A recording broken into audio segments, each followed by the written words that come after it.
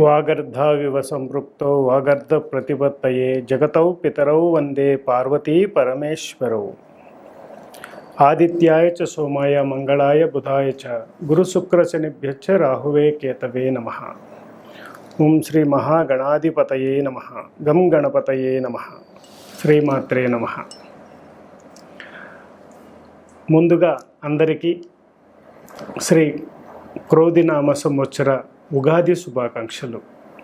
మీ అందరికీ ఆయురారోగ్య ఐశ్వర్య భోగభాగ్య ధనకనక వస్తు వాహనాది యోగాలన్నీ కూడా చక్కగా సంప్రాప్తించాలని శ్రీ చాముండేశ్వరి మాత యొక్క దివ్య మంగళ శాసనాలతో మనం ఉగాది పంచాంగంలోకి వెళదాం.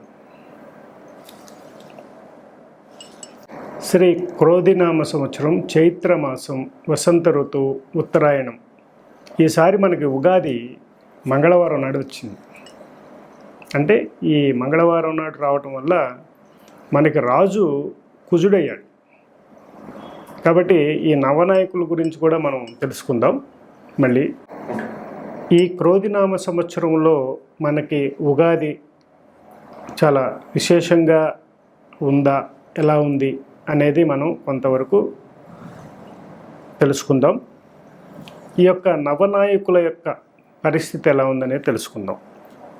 అదేవిధంగా ఈ సంవత్సరం కర్తరి, అలాగే శుక్ర మౌఢ్యాలు, అలాగే నర్మదా పుష్కరం, అలాగే ఈ యొక్క నవనాయకుల యొక్క పరిస్థితి ఎలా ఉంది అనేది మనం ఈ యొక్క వివరణ తెలుసుకుందాం. ముందుగా కర్తరి చూసినట్లయితే మనకి 4 మే 4వ తారీఖు 2024లో ప్రారంభమవుతుంది. అదేవిధంగా కర్తరి త్యాగం వచ్చేసేటప్పటికి 28 మే 28వ తారీఖు కర్తరి త్యాగం ఉందన్నమాట. అలాగే శుక్ర మౌఢ్యం కూడా మే 1వ తారీఖు ప్రారంభమవుతుంది. అలాగే శుక్ర మౌఢ్య త్యాగం వచ్చేసి జూలై 7వ తారీఖుతో అయిపోతుంది. అలాగే 1వ తారీఖు నుంచి అంటే మే 1 నుంచి నర్మదా పుష్కరాలు, రేవా పుష్కరాలు ప్రారంభమవుతాయి.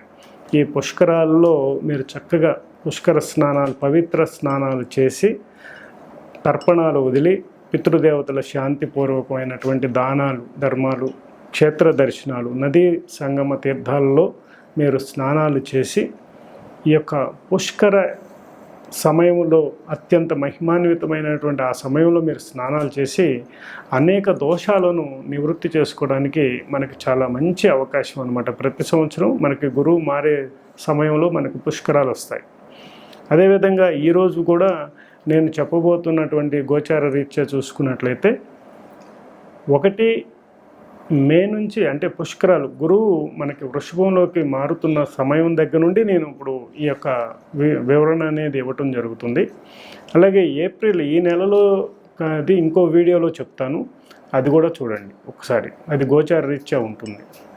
అదేవిధంగా మనం ప్రత్యేకంగా ఉగాది గురించి పంచాంగంలో కొన్ని ముఖ్యమైనటువంటి విషయాలు మాత్రమే ఈ వీడియోలో మనం తెలుసుకుందాం. అదేవిధంగా ఏ రాశి వారికి ఎలా ఉంటుంది అనేది, అలాగే ఈ రాసుల్లో పుట్టిన వారికి కొంతమందికి అంటే ఒక ముఖ్యమైనటువంటి విభాగాలు కొన్ని చేయటం జరిగింది. వాటిలో అంటే విద్యార్థులు, ఉపాధ్యాయులు, అలాగే ఉద్యోగస్తులు, కాంట్రాక్టర్సు, బిల్డర్సు, అలాగే వ్యవసాయదారులు, ఇలా అనేక రకాలైనటువంటి వాటిని మనం దీంట్లో తీసుకున్నాం అన్నమాట.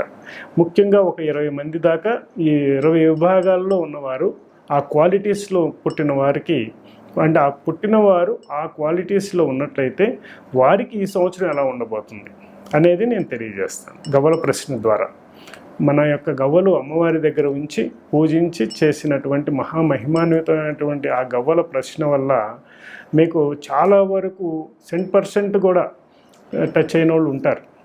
అయితే ఇవి 100కి 100 పాళ్ళు కనెక్ట్ అవుతుందా అనే పాయింట్లో చూసుకున్నట్టయితే జ్యోతిషపరంగా మనం దీన్ని 50% మీరు తీసుకున్నా కూడా చాలా ఎక్కువ ఫలితాలు వచ్చినట్టుగా లెక్కేసుకోవచ్చు అనమాట. కాబట్టి ఈ గవ్వల ప్రశ్నలో ఆయా రాసుల్లో పుట్టిన వారికి ఎలా ఉండబోతుంది అనేది నేను అమ్మవారిని ప్రశ్న రూపంలో అడిగి ఈ ప్రశ్న శాస్త్రం ద్వారా నేను తెలియజేస్తాను. చక్కగా జాగ్రత్తగా వీక్షించండి. ఒకవేళ మీకు కనెక్ట్ అయితే మటుకి నేను చెప్పే పరిహార క్రమం కూడా చేసుకున్నట్లయితే కూడా చాలా మంచి ఫలితాలు ఉంటాయి. ఈ క్రోధినామ సంవత్సరం అనేది మనకి నవనాయకుల్లో చూసినట్లయితే దాదాపుగా ఈ యొక్క 2 మాత్రమే శుభులు ఉన్నారు. మిగతా 7 పాపులు ఉన్నారు నవనాయకుల్లో. అంటే ముఖ్యంగా లీడ్ చేస్తుంది కుజుడు, అలాగే శని. కుజుడు రాజు అయ్యాడు, మంత్రి శని అయ్యాడు. అలాగే సేనాధిపతి కానివ్వండి, ఆర్ఘ్యాధిపతి కానివ్వండి, మేఘాధిపతి కూడా శని అయ్యాడు. అదేవిధంగా పూర్వ సస్యాధిపతి కుజుడయ్యాడు. అలాగే అపర సస్యాధిపతి కూడా చూసినట్టయితే చంద్రుడయ్యాడు. అలాగే రసాధిపతి గురువు, అలాగే నీరసాధిపతి కూడా కుజుడయ్యాడు. ఇక్కడ మనం గమనించినట్లయితే నవనాయకుల్లో ముఖ్యంగా ఈ 7 పాపులుగా ఉండటం వల్ల ఈ సంవత్సరం చాలా వరకు కూడా అంటే దేశకాల మాన పరిస్థితుల దృష్ట్యా నవనాయకులను మనం విశ్లేషణ చేసినట్లయితే చాలా వరకు కూడా దీంట్లో క్రోధి నామ సంవత్సరం, క్రోధము అంటే ఇక్కడ విపరీతమైనటువంటి శత్రుత్వ భావాలు ఎక్కువగా ఉండే అవకాశం ఉంటుంది. దేశకాలమాన పరిస్థితుల దృష్ట్యా ఇది మనం తెలుసుకున్నట్లయితే ఎక్కువ శాతం యుద్ధ వాతావరణం అనేది ఉండే అవకాశం ఉంది. మత కల్లోలాలు ఎక్కువగా ఉండే అవకాశం ఉంటుంది. రక్తపాతం ఎక్కువగా ఉండే అవకాశం ఉంటుంది. జబ్బులు ఎక్కువగా ఉండే అవకాశం ఉంటుంది. అవినీతి ఎక్కువగా ఉండే అవకాశం ఉంటుంది. దుర్మార్గపు ఆలోచనలు ఎక్కువగా ఉండే అవకాశం ఉంటుంది. ఎక్కువ శాతం శత్రుభేదం, శత్రువుల యొక్క సమస్యలతో బాధపడే వాళ్ళు ఎక్కువ శాతం ఉండే అవకాశం ఉంది. ఇంకా బ్లాక్మెయిలింగ్ కానీ, టీజింగ్ కానివ్వండి, అనేక రకాలైనటువంటి మతోన్మాద వ్యవహారాలు ఈసారి పెచ్చుమీరే అవకాశం ఉంటుంది. అలాగే దేశాలకు కూడా యుద్ధాలు వచ్చే అవకాశం ఉంటుంది.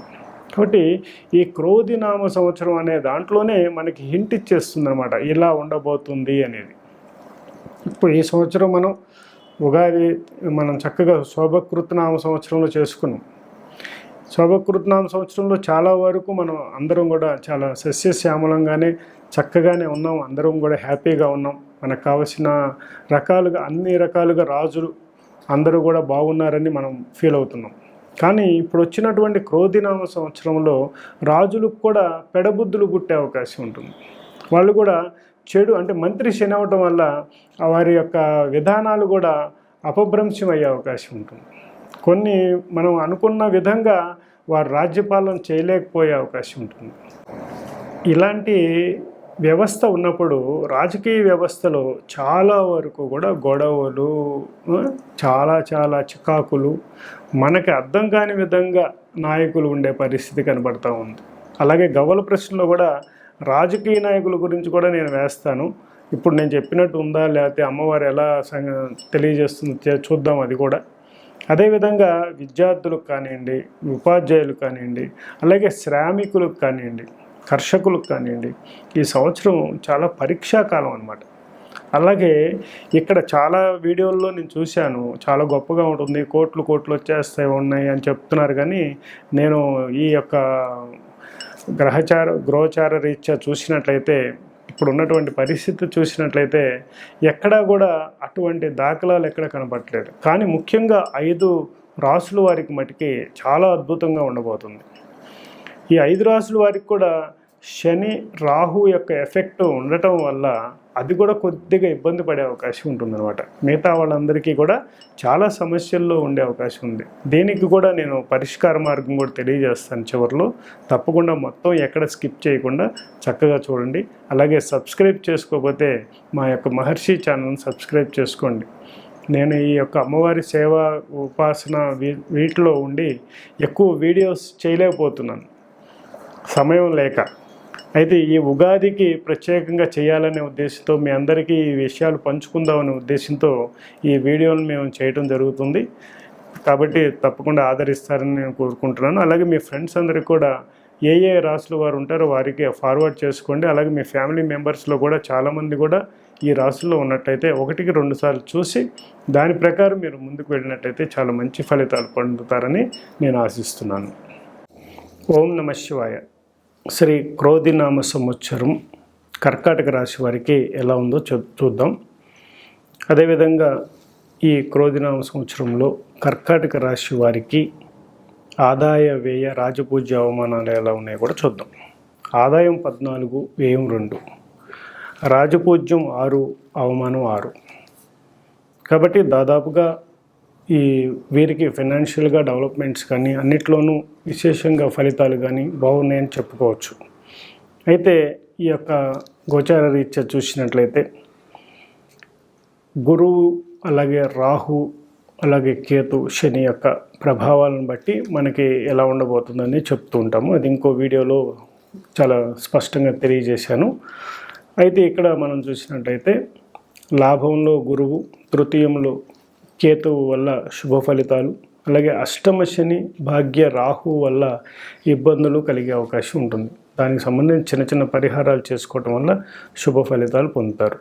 అయితే ఈ కర్కాటక రాశిలో పుట్టిన ప్రత్యేకమైనటువంటి విభాగాల్లో ఉన్నవారు, అంటే విద్యార్థుల దగ్గర నుండి దాదాపు మార్కెటింగ్ రంగం వరకు ఒక 20-22 మందిని మనం ఎంపిక చేయటం జరిగింది.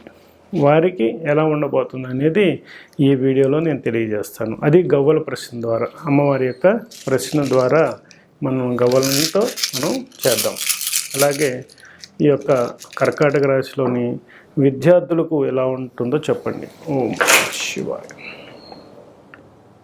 విద్యార్థులకు కొంచెం అశ్రద్ధ చేయకుండా మీరు బాగా శ్రద్ధ పెట్టి చదివినట్లయితే మంచి ఫలితాలు వస్తాయి. అలాగే పరీక్షా కాలం కొంచెం గడ్డు కాలం, అంటే కొద్ది కష్టంగా ఉంటుంది.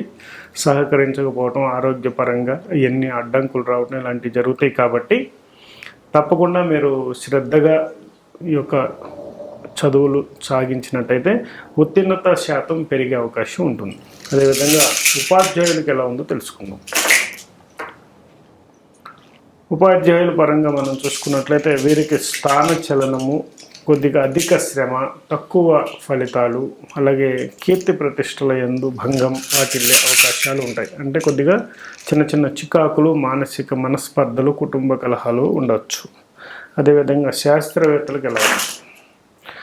శాస్త్రవేత్తలకు కూడా ఇది గడ్డు కాలం అని చెప్పచ్చు. దీన్ని అంటే మీరు ఏదైనా చేస్తున్న ప్రాజెక్ట్స్ కొంత పోస్ట్ పోన్ అయ్యే అవకాశాలు కానివ్వండి, ఇంకా ల్యాగింగ్ అయ్యే అవకాశం ఉంటుందన్నమాట. కాబట్టి కొంచెం ఫాస్ట్గా మీరు చేసినట్టయితే శుభ ఫలితాలు పొందే అవకాశం ఉంటుంది. అలాగే పండితులకు ఎలా ఉందో తెలుసుకుందాం. పండితుల పరంగా వీరికి విశేషమైనటువంటి కీర్తి ప్రతిష్టలు, భోగభాగ్యాలు, ధనకనక వస్తు వాహనాది యోగాలన్నీ కూడా సమృద్ధిగా ఉన్నాయి. అయితే వీరికి సంబంధించిన సంకల్ప శక్తి వల్ల వీరు అనుకున్నది సాధించే స్థితి కలిగి ఉంటారన్నమాట. చాలా బాగుందని చెప్పుకోవచ్చు. అదేవిధంగా ఏదైనా గ్రంథాలు కానీ రచించినట్లయితే అవి ఎప్పటి నుంచో ముద్రణకు నోచుకోకపోయినా కూడా అవి ఈ సంవత్సరం మీరు ముద్రించడం, వాటిని మార్కెటింగ్ చేయడం, తద్వారా కీర్తి ప్రతిష్టలు, బిరుదులు, ఇలాంటి సన్మానాలు, కీర్తి ప్రతిష్టలు వచ్చే అవకాశం ఉంటుంది. అదేవిధంగా రాజకీయ నాయకులకు ఎలా ఉందో తెలుసుకుందాం. ఈ సంవత్సరం రాజకీయ నాయకులకి చాలా మంచి ఫలితాలు రావడానికి, పదవి రావడానికి, ప్రజాదరణ పొందడానికి, కీర్తి ప్రతిష్టలు, అలాగే సన్మానాలు, అలాగే పదవి, ఇలాంటివన్నీ కూడా వచ్చే అవకాశం ఉంటుంది.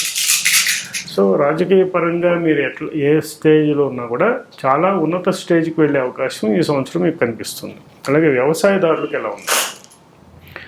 చాలా అద్భుతంగా ఉందని చెప్పుకోవచ్చు. వ్యవసాయదారులకి చాలా విశేషంగా ఉంది. ఈ సంవత్సరం కర్కాటక రాశిలోని వ్యవసాయదారులందరూ కూడా, అంటే కర్కాటక రాశి అంటే పుష్యమి నక్షత్రంలో ఉన్నవారు కానివ్వండి, అలాగే ఆశ్లేష నక్షత్రంలో ఉన్నవారు కానివ్వండి, అలాగే పునర్వసు నక్షత్రంలో ఉన్నవారు కానివ్వండి, వ్యవసాయంలో చాలా తక్కువ మంది ఉంటారు. కానీ వ్యవసాయ పరంగా మీరు చేస్తున్నట్లయితే చాలా బాగా ముందుకు రాణించే అవకాశం ఉంటుంది. మంచి లాభాలు గడించే అవకాశం ఉంటుంది. అలాగే చేతి వృత్తుల్లో ఉన్నవారికి ఎలా ఉందో తెలుసుకుందాం. చేతి వృత్తుల్లో ఉన్నవారికి చాలా గొప్ప ప్రాజెక్ట్స్ ఉన్నాయి. వీరికి ప్రమోషన్ వైపు వెళ్ళే అవకాశం ఉంది. అంటే మీరు చేతి వృత్తులు ఉన్న దాంట్లో మీ యొక్క టాలెంట్ వల్ల మంచి ఫలితాలు ముందుకు వెళ్ళటం, దూసుకు వెళ్ళటం అనేది జరుగుతుంది. దీనివల్ల మీకు అభ్యున్నత అనేది చాలా బాగుందని చెప్పుకోవచ్చు. అలాగే ప్రభుత్వ ఉద్యోగులకు ఎలా ఉంది?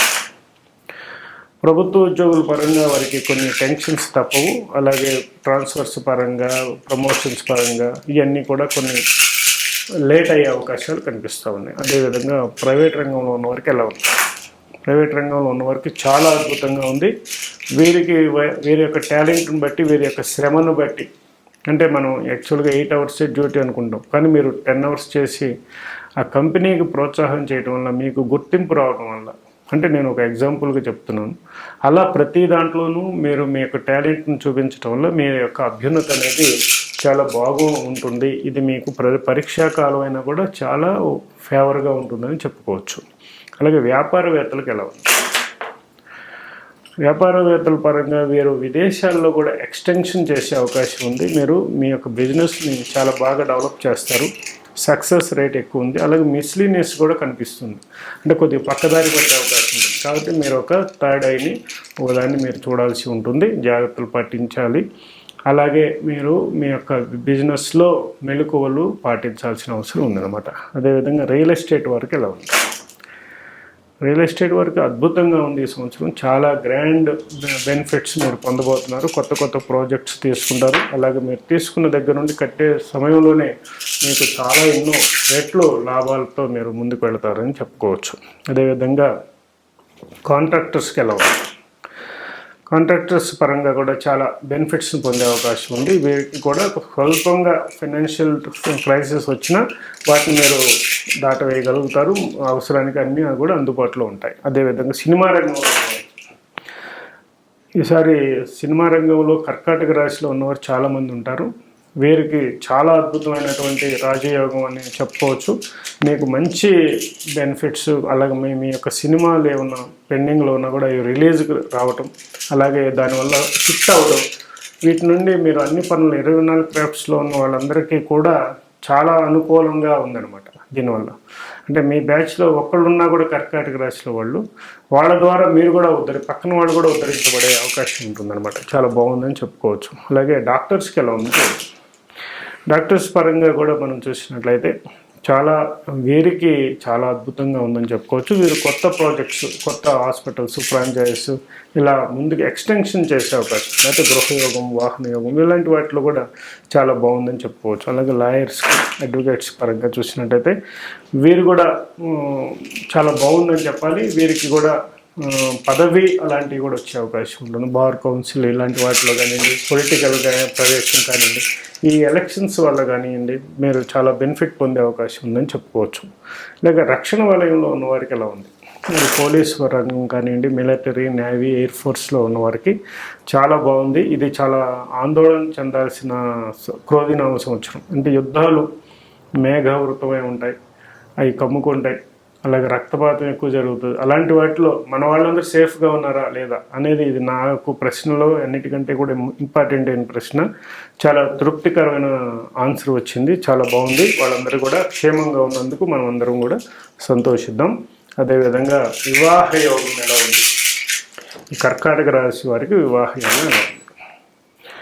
కర్కాటక రాశి వారికి వివాహ యోగం దాదాపు దగ్గరగా వచ్చి అయిపోతుంది అనే క్రమంలో త్రుటిలో తప్పిపోవటం, పెండింగ్ పడటం, పోస్ట్ పోన్ అవ్వడం ఇలాంటివి జరుగుతూ ఉంటాయి.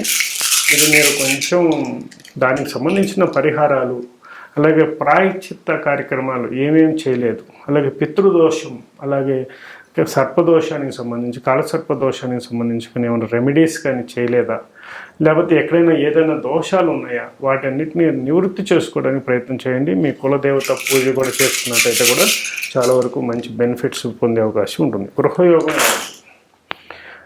వీరికి గృహయోగం అయితే చాలా బాగుందని చెప్పుకోవచ్చు.